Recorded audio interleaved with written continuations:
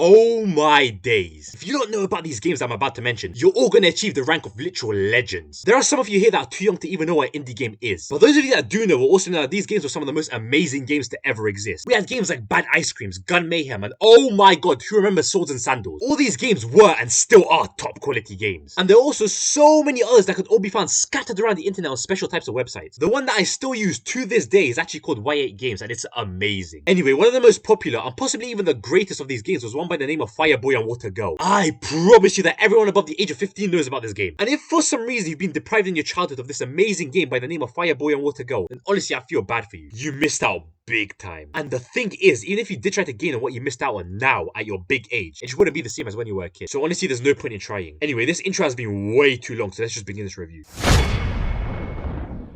Can't lie, I got a little excited in that intro, but what can I do, man? I'm passionate about these types of things. Anyway, as per usual, you're gonna get a little history lesson on the game. The game was initially released in the year of 2009, November 9th. The prophecy is true.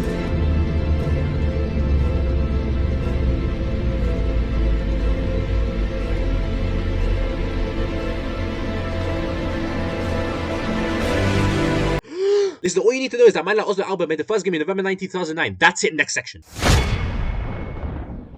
I know that future me is gonna hate doing that last section. I'm probably gonna have some type of text on the screen right now complaining about it or something like that. Listen, all I have to say to future me is that you're ugly, yeah? Your mother doesn't love you and you have a big ass nose, smelling colours and all that, you fat ugly schmuck. Yeah, have that. Anyway, let's get back on the topic. Gameplay. This game has physics that compete with the likes of real life. From the very basics of jumping and running to sliding the ice and even maneuvering once in mid-air. Everything about how this game's movement works is phenomenal on the level undenounced to mankind. Game development companies wish they had the skill set of a person like Oslo Albert. I promise you, yeah, if they employed my man for even a singular hour, it would put their games on a level that can only be described as tremendous. Games like Roblox, Minecraft, Call of Duty, God of War, and even the likes of Fortnite would see skills skyrocket to a number previously thought to be impossible. But man like Oslo is a humble man, not seeking much gain for his work, so instead he just sits in his office developing Fireboy and Water Girl, allowing him to earn just enough to survive. Anyways, not only the game physics that are actually good, it's the whole mechanics of the game. From the lava and the water killing people, to how levers work, platforms move, and even in later games with things such as fans and how they operate. Everything about this game's construction can only be described as immaculate, and many people out there consider the work Oslo has put in to be nothing but inspirational.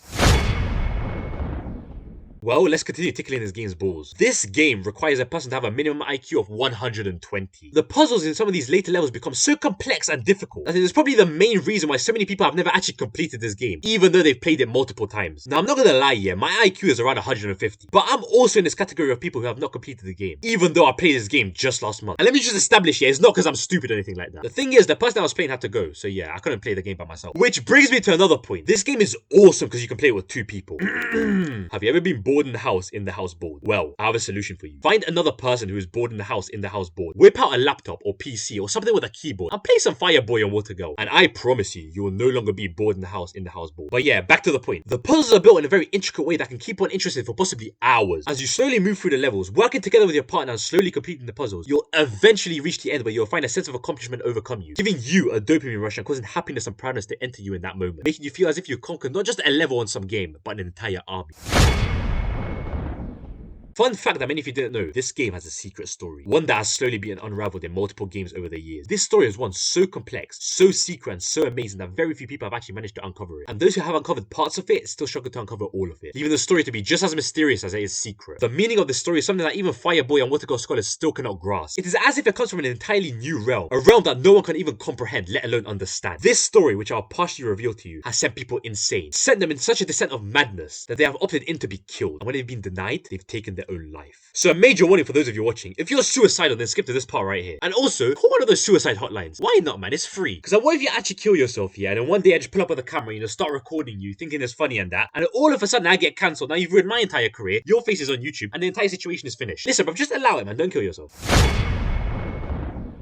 Fireboy was a boy who was chilling, vibing even, going throughout his life as he usually would. But one day, something new happened. A person he'd never even cared about started talking to him. At first he was normal, like with any other interaction. But as he kept talking to this person, he began enjoying talking to them. To the point where he felt as if peace had entered within him when he did so. It got to the point where every single time he'd stop talking to them, he'd feel a need to go back. As if that person was a type of drug to him. Multiple times he pointed to himself, why is this happening to me? He even wondered if this was love. But he never truly knew. This person he talked to was known as Water Girl. She was someone that he'd known for a decent proportion of time, but never really talked to. However, one dreadful day, something terrible happened. The time Fireboy got to spend talking to what he was considering now to be someone he loved was violently stripped away from him, stolen right before his eyes, to the point where the two never really conversated much since then. Now this would have been fine and all, but the thing is, Fireboy never really lost his feelings towards Water Girl, and every single time he remembered those amazing moments, he felt a deep pain inside his heart, knowing that something, someone even that he considered to be fun was no longer near him, and this happened too many times. Each time he saw her would reassure him of his love, bringing back the pain that his heart spent so much time trying to let go of. Now Fireboy and Water Girl did talk maybe 3, 4, 5 times after this, the number being unknown to even the scholars, but each time that happened, just as looking at her did, it served to hurt him more than it brought him peace. Now Fireboy knew the only method to cure his heart, stop his pain and end his suffering could only be done through her, through one of two ways. She either becomes permanent in his life or leaves it completely. So growing a pair, he mans up and begins talking to her more, until they become as comfortable with each other as they once used to be. And then finally, after some time passed, he decides to fully man up and ask the question that many have failed to ask, the question that has simultaneously caused people so much pain and happiness. Now we don't actually know whether he asked for her number or he asked her out or there's something else entirely, so you can leave that one up to your imagination. Funnily enough, it turned out that she had been going through the exact same thing, pain, happiness and suffering all in one. And as she opened her mouth to say something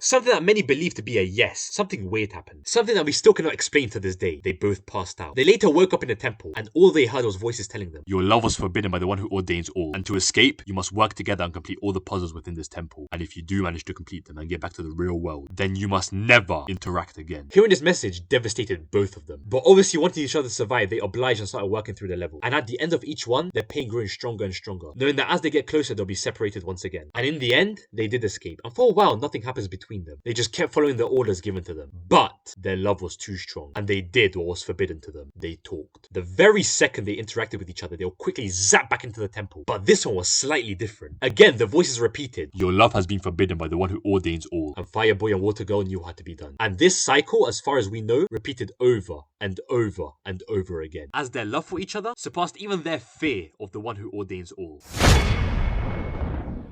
Can't lie, yeah, that was a certy story. The beginning low-key starts off slow and it sounds like a really bad romance. But you know what? It gets a bit interesting at the end there with all the mysterious factors coming into play. Now I did miss out on what they actually did within the temple, but that's because I don't want this video to be too long. So if you really want to know what happens in there, then I can't lie, I'm not telling you. You're gonna be stuck with that mystery for the rest of your life. So let's get on to the rating. Honestly, this game is a childhood classic. Everyone knows about Fireboy and Water Girl, so nostalgia is gonna make a big impact here. Now gathering all the points mentioned, I'm personally gonna have to give this game a wonderful, amazing, and absolutely spectacular rating of 334 out of 389. Anyway, thank you all for watching. Make sure you like, subscribe, and comment below any other good indie games. And peace.